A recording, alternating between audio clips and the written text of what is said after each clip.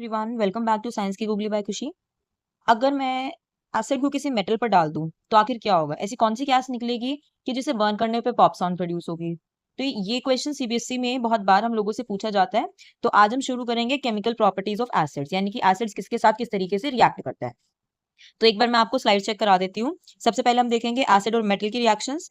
Acid जो है metal oxides में कैसे क्या चीजें फॉर्म करते हैं, कार्बोनेट्स या मेटल कार्बोनेट्स के साथ क्या करते हैं, और बेसिस में वो क्या चीज बनाते हैं, और फिर हम ये देखेंगे कुछ टेस्ट, और एक हम सीबीएसई का मोस्ट रिपीटेड क्वेश्चन डिस्कस करेंगे। तो हम सबसे फर्स्ट देखते हैं कि कोई भी एसिड जब मेटल के साथ रिएक्ट करता है तो क्या बनाता है। Basically acid react with metal to form salt and hydrogen gas. तो यानी कि एसिड जब भी मेटल के साथ रिएक्ट करेगा तो एक सॉल्ट बनेगा और हाइड्रोजन गैस इवॉल्व हो जाएगी। तो अब हम एग्जांपल के लिए लेते हैं, जैसे मैंने लिया है HCl एसिड यानी कि हाइड्रोक्लोरिक एसिड लिया है, साथ में मैंने सोडियम मेटल ले लिया। तो अब क्या है, जैसे हमें पता है Na है, Na की वैलेंसी क्या होती है, +1 होती है। ऐसे ही क्लोरीन की -1, तो इसका फॉर्मूला क्या बनेगा, NaCl। ठीक है, और हाइड्रोजन गैस इवॉल्व हो जाएगी। तो ये चीजें तो आपको याद रखनी है कि जो गैसेस हैं वो तो इवॉल्व होंगी ही होंगी। तो अब हम इसको एक बार बैलेंस कर लेते हैं। जैसे हमें यहाँ दिख रहा है, यहाँ हाइड्रोजन के 2 मॉलिक्यूल्स हैं, तो हम यहाँ 2 लगा देंगे। 2 लगाने से हाइड्रोजन डबल हो जाएंगे। अब यहाँ पर क्या है कि जो आपको क्लोरीन दिख रहा है, यहाँ पर क्लोरीन क्या है, यहाँ पर अब 2 हो गए, तो यहाँ क्लोरीन को 2 करना है तो आगे 2 लगाना पड़ेगा। इसकी वजह से अब सोडियम भी आपके 2 हो चुके हैं। तो यहाँ से हमने क्या किया, NaCl पे अब 2 हो गया, यहाँ से 2 हाइड्रोजन बैलेंस, 2 क्लोरीन हो गए, यहाँ से 2 क्लोरीन 2 सोडियम, तो मैंने यहाँ पर भी 2 लगा दिया। अब हम क्या करेंगे, हम यहाँ पर सेकंड एसिड 2 रिएक्शंस देख लेते हैं। मेन तो वैसे आपको ये चीजें याद रखनी है कि एसिड मेटल के साथ क्या बनाएगा, सॉल्ट, और मेन इसमें जो वो है बाय प्रोडक्ट इसका, वो है हाइड्रोजन गैस। अब वो क्यों जरूरी है वो मैं आपको बताती हूँ, क्योंकि ये टेस्ट के तौर पर हमसे पूछी जाती है। अब जैसे मैंने सल्फ्यूरिक एसिड लिया और सोडियम। अब सल्फ्यूरिक एसिड है तो सल्फेट का मॉलिक्यूल है, तो यहाँ पर बाय प्रोडक्ट में क्या बन जाएगा, सोडियम सल्फेट, और हाइड्रोजन गैस इवॉल्व हो जाएगी। तो हाइड्रोजन गैस इवॉल्व होना तो फिक्स है। अब जैसे मैंने यहाँ लिया नाइट्रिक एसिड, तो नाइट्रिक एसिड में क्या है, हाइड्रोजन है और नाइट्रेट आयन है, और यहाँ पर लिया सोडियम, तो ये बन जाएगा सोडियम नाइट्रेट। अब यहाँ पर जो ये हाइड्रोजन गैस इवॉल्व हुई है, तो ये हमारे लिए क्यों जरूरी है, मतलब हमें कैसे पता चलेगा हाइड्रोजन गैस रिलीज हुई है या नहीं हुई है। तो उसके लिए हम देखते हैं टेस्ट फॉर हाइड्रोजन गैस। तो देखो, हाइड्रोजन गैस अगर आपको टेस्ट करनी है कि कहीं पर हाइड्रोजन गैस रिलीज होती है किसी विद इन रिएक्शन, तो क्या होता है, we have to bring a burning candle near the flask. हम क्या करेंगे, बर्निंग कैंडल को फ्लास्क के पास लेकर आएंगे।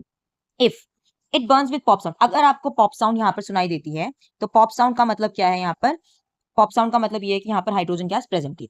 तो आपके पास जो क्वेश्चंस आते हैं एग्जाम में वो इस तरीके से आते हैं कि आपके पास कोई एक मेटल है, उसने रिएक्ट किया है, तो आपको चेक करने कौन सी गैस निकलेगी, आपको कैसे पता चला वो गैस क्या है। तो इस तरीके के क्वेश्चंस बन के आते हैं। तो फर्स्ट मैंने आपको क्लियर कर दिया और इसका टेस्ट भी बता दिया। नंबर 2 हम देखते हैं। नंबर 2 में है एसिड्स मेटल ऑक्साइड के साथ रिएक्ट कर रहा है। अब देखो, एक मेटल है एक ऑक्सीजन है, ऑब्वियस है ये चीज। तो आप यहाँ से देख सकते हो कि एसिड और मेटल मिलेंगे तो सॉल्ट तो बनेगा ही बनेगा। तो इसमें भी एसिड और मेटल मिलेंगे तो सॉल्ट तो बनेगा बनेगा। अब जैसे अब एसिड और मेटल था तो वहां पर हाइड्रोजन गैस रिलीज हो रही थी। अब मेटल ऑक्साइड में आपके पास क्या आ गया, ऑक्सीजन भी आ गया। तो यहाँ पर जो ये हाइड्रोजन और ऑक्सीजन है ये मिलकर क्या कर देंगे, वाटर बना देंगे। तो यानी कि जब एसिड मेटल ऑक्साइड के साथ रिएक्ट करता है तो उसमें सॉल्ट बनता है और वाटर बनता है। तो अब हमें देखते हैं इसकी कुछ एग्जांपल्स। जैसे एसिड है तो एसिड में हमने ले लिया HCl। कोई भी मेटल के ऑक्साइड ले सकते हैं, जैसे सोडियम मेटल है, sodium oxide, potassium oxide, calcium oxide. तो मैंने यहाँ क्या किया है, मैंने यहाँ लिया है सोडियम ऑक्साइड। ठीक है, अब सॉल्ट बनाना है, आपको यहाँ दिख रहा है सोडियम का प्लस आयन है, क्लोरीन का माइनस, तो NaCl आपका बन गया सॉल्ट यहाँ पर। और वाटर, वाटर इसमें फिक्स है, तो ये as a by product water निकलेगा ही निकलेगा। आप कोई भी एसिड के साथ इसे ट्राई करोगे तो सेम आएगा। आई होप आपको रिएक्शन समझ में आ रही होंगी, क्योंकि मैं आपको ये इतने इजी तरीके से समझाना चाह रही हूँ कि आपको एग्जाम में फिर कभी कंफ्यूजन होगी ही नहीं। आपको बस ये याद रखना है कि क्या चीजें बनती हैं, और आप फिर जो इसका जैसे वाटर बाय प्रोडक्ट फिक्स है तो वाटर निकाल दो। उसके अलावा यहाँ से सोडियम दिखा, यहाँ से सल्फेट दिखा, तो सोडियम सल्फेट बन गया। यानी कि जब सल्फ्यूरिक एसिड और सोडियम ऑक्साइड रिएक्ट करेंगे तो वहां बनेगा by product sodium sulphate and water, तो उसका बाय प्रोडक्ट बनेगा ही बनेगा।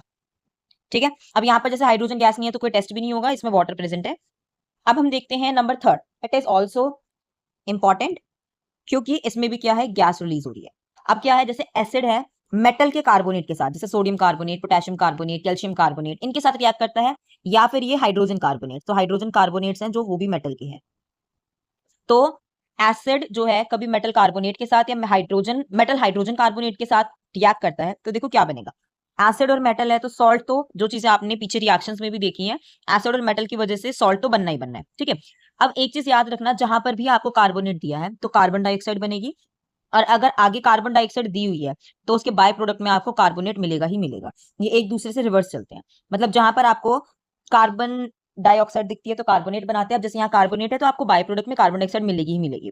अब देखो यहाँ पर मुझे कैसे पता चला कि वाटर है, एसिड है, एसिड के पास क्या बचा था हमारा, हाइड्रोजन। ठीक है, अब मेटल है, कार्बोनेट की वजह से कार्बन डाइऑक्साइड तो बन गया, लेकिन कार्बोनेट के जो आपके पास वो है कॉन्स्टिट्यूएंट कंपाउंड, उसमें ऑक्सीजन भी है। तो जब हाइड्रोजन और ऑक्सीजन मिलेंगे तो ये क्या करेंगे, ये वाटर फॉर्म कर देंगे। तो इस वजह से यहाँ पर ऐसा होता है कि जब भी मेटल कार्बोनेट बनता है, सॉल्ट तो फिक्स है, कार्बोनेट की वजह से कार्बन डाइऑक्साइड फिक्स हो गई और वाटर फिक्स हो गया। तो हमें इन रिएक्शंस में क्या याद रखना है, अगर आपको मेटल दिया है और मेटल का कार्बोनेट दिया है तो आपको क्या करना है, कार्बन डाइऑक्साइड और वाटर तो आप पहले फिक्स कर दो, बस हमें याद क्या करना है कि आपको सॉल्ट बनाना है। तो सॉल्ट क्या है, सोडियम है और क्लोरीन है, तो NaCl बन गया।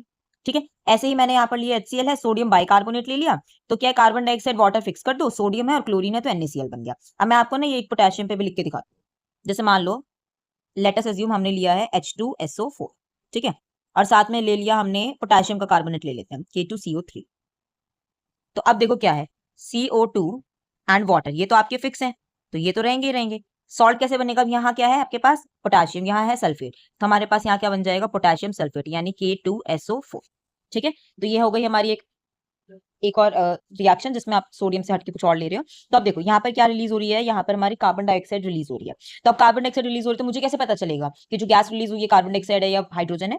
तो हाइड्रोजन के लिए तो हम टेस्ट यहाँ पर देख चुके हैं कि हम क्या करेंगे, बर्निंग कैंडल को फ्लास्क के पास लेकर आएंगे, अगर वो पॉप साउंड के साथ बर्न होती है तो इसका मतलब वो हाइड्रोजन थी। तो अब हमें कार्बन डाइऑक्साइड के लिए क्या करना होगा, तो कार्बन डाइऑक्साइड की प्रेजेंस को चेक करने के लिए we have to pass it through lime water. हम इसको लाइम वाटर से पास करते हैं। ठीक है, अगर उसने लाइम वाटर को मिल्की कर दिया तो इसका मतलब कार्बन डाइऑक्साइड प्रेजेंट है। अब देखो इसका लॉजिक क्या है, मैं बताती हूँ। लाइम वाटर जो होता है वो होता है आपका स्लेक लाइम, यानी कि कैल्शियम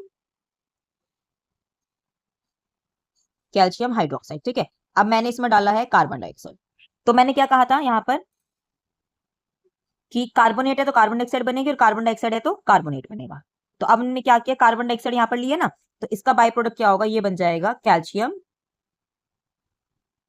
कार्बोनेट। और यही जो होता है ये उस चीज को मिल्की बना देता है, कैल्शियम कार्बोनेट की फॉर्मेशन की वजह से वो चीज मिल्की हो जाती है। तो हमने दोनों टेस्ट हमारे यहाँ पर कर लिए हैं, 3 रिएक्शंस हमारी हो चुकी हैं। अब हम देखते हैं नंबर 4 रिएक्शन न्यूट्रलाइजेशन। इसके बारे में हम केमिकल प्रॉपर्टीज ऑफ बेसिस में भी पढ़ेंगे, तो मैं यहाँ पर आपको बताती हूँ इन शॉर्ट, और इन डिटेल में आपको नेक्स्ट वीडियो में बताऊंगी। देखिए, एसिड है और बेस है, एसिड मिला बेस मिला। एसिड की पहचान हाइड्रोजन आयन, ठीक है, बेस की पहचान हाइड्रोक्साइड आयन। जहां पर है ऑब्वियस इनके साथ कुछ ना कुछ तो होगा, हाइड्रोजन है यहाँ पर पीछे कुछ कॉन्स्टिट्यूएंट लगा हुआ होगा, ऐसे हाइड्रोक्साइड के आगे कुछ होगा, तो इनसे तो आपका बन जाएगा सॉल्ट। और हाइड्रोजन H प्लस और OH मिला के हमारा क्या बनाएंगे, वाटर, यानी कि H2। ठीक है, तो अब हम यहाँ से देखते हैं रिएक्शन क्या है। आप कोई भी एसिड ले सकते हो, तो एसिड जैसे मैंने लिया है HCl और बेस मैंने लिया है सोडियम हाइड्रोक्साइड, क्योंकि एसिड है तो H आयन होना चाहिए H प्लस, और बेस है तो उसमें आपके पास हाइड्रोक्साइड आयन होना चाहिए। तो यहाँ से क्या है, वाटर तो आपको एज ए प्रोडक्ट निकालना ही निकालना है, आगे बस हम क्या करेंगे, सॉल्ट बना देंगे। ठीक है, अब हम इसका दूसरा एग्जांपल देखते हैं। जैसे इसमें हमारे पास है सल्फ्यूरिक एसिड। सल्फ्यूरिक एसिड क्या है, H2SO4। जब हम इसे ब्रेक करेंगे तो ये कैसे ब्रेक होगा, H प्लस आयंस में ब्रेक होगा, और जो नेगेटिव है वो क्या होंगे, हमारे सल्फर, जिसकी 2 माइनस वैलेंसी है। ठीक है, अब जैसे हम कैल्शियम की बात करते हैं, तो कैल्शियम में क्या होता है, Ca2 प्लस होता है, और हाइड्रोक्साइड का तो आपको पता है OH माइनस होता है। तो यहाँ से क्या है, ये दोनों क्या करेंगे, रिएक्ट करेंगे, और कैल्शियम सल्फर। अब जैसे दोनों की वैलेंसी क्या है, 2 है, तो 2 से 2 कट जाएगा, CaSO4 हमारा इसमें फॉर्मूला बन जाएगा। ठीक है, और वाटर तो आपको रिलीज करना ही है। तो ये थी हमारी न्यूट्रलाइजेशन रिएक्शन। इसको न्यूट्रलाइजेशन इसलिए कहते हैं क्योंकि अगर आप सेम टाइप का एसिड और सेम टाइप का बेस ले लेते हैं, जैसे मैंने स्ट्रॉन्ग एसिड स्ट्रॉन्ग बेस लिया है, या फिर वीक एसिड वीक बेस लिया है, तो जब इन कंडीशन में जब ये सॉल्ट फॉर्मेशन करते हैं, तो जो सॉल्ट बनता है हमारा, ये सॉल्ट हमारा न्यूट्रल बनता है। इस वजह से this reaction is called neutralisation reaction. ठीक है, तो हमारा अभी तक का काम हो चुका है। हम केमिकल प्रॉपर्टीज के बारे में यहाँ पर पढ़ चुके हैं कि केमिकल प्रॉपर्टीज में एसिड मेटल के साथ मेटल ऑक्साइड या कार्बोनेट्स जो होते हैं या बेसिस के साथ किस तरीके से बाय प्रोडक्ट फॉर्म करते हैं। फिर हमने यहाँ पर 2 टेस्ट देखे हैं, हाइड्रोजन का और कार्बन डाइऑक्साइड टेस्ट। तो हाइड्रोजन पॉप साउंड प्रोड्यूस करता है और कार्बन डाइऑक्साइड जो होता है लाइम वाटर को मिल्की बना देता है। ठीक है, तो अब हम इसका मोस्ट इंपॉर्टेंट क्वेश्चन देखेंगे CBSE का, जो एग्जाम में आता है आप लोगों के, मोस्ट रिपीटेड है। देखो क्वेश्चन क्या कहता है, what happens when an acid react with metal. पहली कंडीशन आपसे पूछी है, एसिड जब मेटल के साथ रिएक्ट कर रहा है तो क्या होगा। ये चीजें को आपने फर्स्ट रिएक्शन में ही देखी थी। तो हमारे फर्स्ट रिएक्शन में देखा था ना, एसिड और मेटल क्या करेंगे, सॉल्ट और हाइड्रोजन गैस रिलीज कर देंगे। तो हमने यहाँ पर सबसे फर्स्ट चीज तो लिख दी, एसिड जब मेटल के साथ रिएक्ट करता है तो वो क्या करता है, सॉल्ट बनाता है और हाइड्रोजन गैस रिलीज कर देता है। इसने बोला है केमिकल इक्वेशन लिखनी है ये जिंक के लिए और HCl एसिड के लिए। तो देखो जिंक का Zn सिंबल होता है, HCl एसिड हमने ले लिया। अब आप इसको वो करोगे फॉर्म, तो जिंक की जो वैलेंसी होती है वो होती है 2, क्लोरीन की -1, तो आप इसको क्रॉस करोगे तो फॉर्मूला बन जाएगा ZnCl2। और हाइड्रोजन गैस तो हमने देखा ही है निकलती है, तो हमने वो रिलीज कर दी। ठीक है, 2 चीजें हो गई। अब इसमें क्या पूछा, नेम द गैस इवॉल्व। तो यहाँ पर गैस कौन सी इवॉल्व हुई है, हाइड्रोजन गैस। और इसमें एक चीज और पूछिए, how will you test the presence of this gas. तो आपको कैसे पता चला कि जो गैस रिलीज हुई है वो हाइड्रोजन ही है। तो हमें क्या करना है, बर्निंग कैंडल आप इसके पास लेकर आओगे। बर्निंग कैंडल या मैस्टिक बेसिकली इसको फ्लेम की नीड है वहां पर, तो ये क्या करेगी, ये वहां पर पॉप साउंड प्रोड्यूस कर देगी। तो यहाँ पर आज का टॉपिक हमारा ओवर होता है। तो आई होप आपको आज का जो टॉपिक है इजी वे में समझ आया होगा। अगर आपको इससे रिलेटेड कोई भी दिक्कत है तो आप कमेंट सेक्शन में मुझसे पूछ सकते हैं, और आप मुझे यहाँ पर ये जरूर बताएंगे कि अगर एसिड मेटल कार्बोनेट के साथ रिएक्ट करता है तो वो क्या बाय प्रोडक्ट बनाता है। तो इसका जवाब आप कमेंट सेक्शन में जरूर दीजिएगा। और एक चीज मैं आपको याद दिलाना चाहूंगी कि डिस्क्रिप्शन बॉक्स में आपको चैप्टर के नोट्स की पीडीएफ मिल जाएगी, तो वहां से जाके फ्री नोट्स डाउनलोड करके पढ़ सकते हैं। नेक्स्ट वीडियो में मिलते हैं नेक्स्ट टॉपिक के साथ।